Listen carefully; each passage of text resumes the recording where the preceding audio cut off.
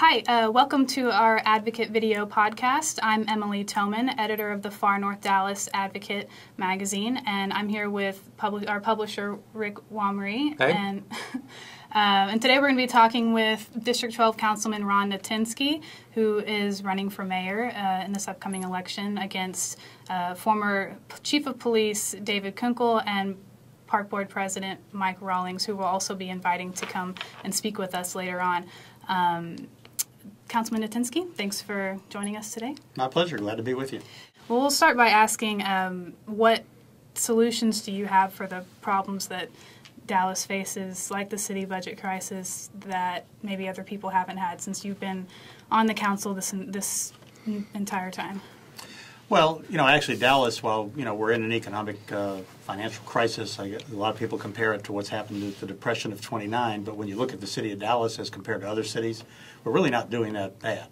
I have the privilege of serving on the board of directors of the National League of Cities, so I meet with a lot of my counterparts across the city. And while, we may be in the position of having to trim a few hours here, and we've got some furlough days, and you cut back on services, which are all painful to us when you compare what's happening to other cities where they're literally closing their libraries, laying off half their fire department, laying off their cops, cutting back on literally all kinds of things. Those of us that are fortunate enough to live in Dallas have not had to feel some of that pain.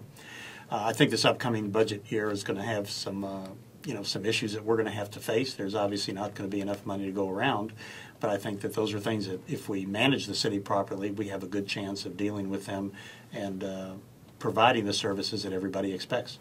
This year's budget crisis versus last year's budget crisis, which one is worse? And then what you said earlier about some of the pain we didn't feel. Some would argue that that's because we raised taxes last year. I know you weren't in favor of that, but Absolutely that's what not. some are going to say, that we didn't feel as much pain because we went out and spent some more money out of people's pockets. Well, yeah, I meant pain from the perspective of even when the proposed budget was laid out by the city manager, some of the cuts were just nowhere near as severe as what other cities are having to feel, and not imaginarily feel, really feel. The city only gets its money from two sources. You've got sales tax and you've got ad valorem taxes on property. The other things that the city gets in the way of fees and other small amounts of money don't really add up to very much. So when you've got a down economy and you have people not spending their money, we're not collecting that 1 penny on every dollar that we're used to spending. The other piece of it is the real estate taxes. Property values go down. The amount of money that the city collects goes down. Now, last year we were very fortunate. Property values only dropped around 3.5% at a commercial value, and basically held their own on a residential value. So we didn't feel a lot of what's happening in other cities where you're seeing 30 and 40% of the real estate value just drop out of the bottom of the market. Now, having watched city budgets for a number of years, you have the budget that's proposed by the city manager, but preceding that, you hear the projections of where the city's going to be. Last year, we started out, I think, north of $130 million theoretical shortfall. By the time we got around to adopting it before the uncalled for tax increase, we had narrowed that margin down to between 20 and 30, depending what you wanted to leave in there. And so the problem with that is we've had several years where we've been cutting and trying to economize and do things more efficiently. And I sort of use the analogy of like a turkey at Thanksgiving. The first day, there's a lot of meat on the turkey. The second day, there's less. Pretty soon, you get down to the bone, and it's very, very difficult.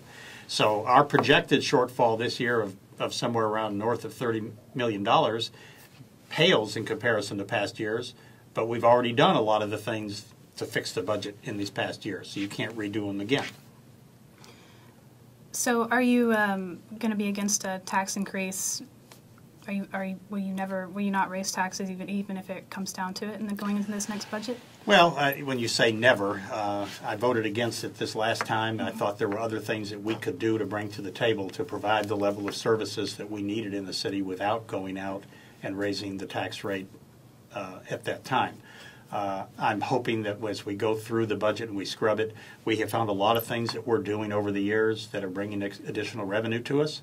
We've got a lot of things that we're doing a lot more efficiently today than what we did 4 or 5 years ago, and $30 million in the scheme of an over $1 billion operating budget is really not a lot of money. I mean, it's money, but it's So as for this year, you're not too worried? It doesn't Well, sound I'm like. worried. No, I mean, I don't think it's going to be a cakewalk. I think it's going to take a lot of work to get to that point, but I'm willing to roll my sleeves up and work at it to the point, for example, we installed a GPS system in our garbage trucks. It saved us $800,000 this year.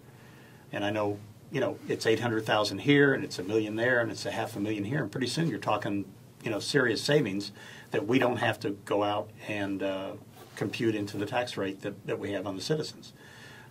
We've got several revenue generating ideas that we're floating around, and every year we've managed to implement some of those. And so you have to be cognizant of what you do. The reason I'm saying never, I mean, if there was just some catastrophic situation out there and we were faced with laying off officers or doing something that I think would maintain long-term pain to the city, I would certainly entertain it, but I think that's probably not on the horizon. You've stated on your website that the majority of citizens agree with your stance on the tax increase. Which study are you referring to? During the last time we talked to citizens all over the city of Dallas, and there was not a part of the city that was untouched, when we polled them and said, are you in favor of raising taxes or not? It's been a tight economy. You've got people that are being laid off from jobs. There's serious, consequences to things like that. And to just go out there and, I guess you have to separate your needs from your wants. And, individually, people have to live within their budgets. Fortunately, the city charter says we're going to have a balanced budget each year. So unlike the federal government, we just, we don't overspend. But when you go in and do that, you're also working on a lot of assumptions. You're going out and you're projecting what the sales tax is going to be cumulatively over the next 12 months. You're going out and projecting what your costs are going to be. The cost of gasoline, it's spiked in the last couple of weeks. It's gone up 75 cents a gallon. Well, the city buys a lot of gasoline, and those things affect us. Cost of electricity. So sometimes people don't really think about all the costs of doing business, and as our cost of doing business as a city goes up, those are expenses that we have to cover. We're working on building a $500 million convention center hotel, and also with the Trinity Toll Road, and but at the same time we can't afford some of our essential street repairs and keeping rec centers and libraries open regularly and things like that. What's your response to that kind of argument, having supported? Well, if you want to, home in on the convention center hotel, it's $550 million. We'll throw that extra 50 in there. Sure. And I was a strong proponent of it. First of all, it is not being paid for with taxpayer money. We're not using general fund that we're collecting from the taxpayers on an annual basis to pay for that debt. It's being paid for with revenue bonds. The revenue bonds are being repaid by those people who stay in the hotel. The revenues that the hotel generates repay that. So there is a separation in that. A lot of the other projects that the city has going are bond projects, which come out of our capital bond program. Those don't come out of the general fund. Now, obviously, on those, there's debt service that has to be paid as a result of that. When you talk about the convention center hotel, we used to be number 5 in the convention business in the United States. We had all the giant conventions were here. The convention business for the city of Dallas is about $2 billion a year and employs about 50,000 people. So we have to make a choice, a business decision. Are we going to still be in the convention center business, or are we going to get out of it? And our decision was that we needed to be in it, that strategically where we're located in the United States is good for convention sites. We have one of the largest convention centers in the country, over 1 million square feet in our convention center.